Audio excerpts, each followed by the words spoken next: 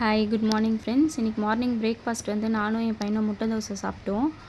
அப்புறம் சரி லஞ்சு செய்யலாம் அப்படின்னு சொல்லிட்டு சாப்பாடு, ரசம், அப்புறம் ஃபிஷ் ஃப்ரை பண்ணலாம் அப்படின்னு சொல்லிட்டு நேற்று வாங்கின ஃபிஷ் எடுத்து ஃப்ரீசரில் இருந்ததை எடுத்து வெளியில் வச்சிட்டாங்க.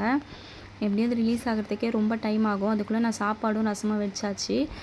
கொஞ்சம் கேஸ் வந்து அழுக்காக இருந்துச்சுங்க. அதை வந்து க்ளீன் பண்ணிவிட்டு சரி ஏபிசி ஜூஸ் குடித்து ஒரு 1 வீக் மேலே ஆகுது. அது ரெடி பண்ணலாம் அப்படின்னு சொல்லிட்டு அது பண்ண ஆரம்பிச்சிட்டாங்க. இதில் என்னென்ன நான் போட்டிருக்கேன்னு பார்த்தீங்கன்னா, ஒரு 3 கொத்து கருவேப்பிலை போட்டிருக்கேன்.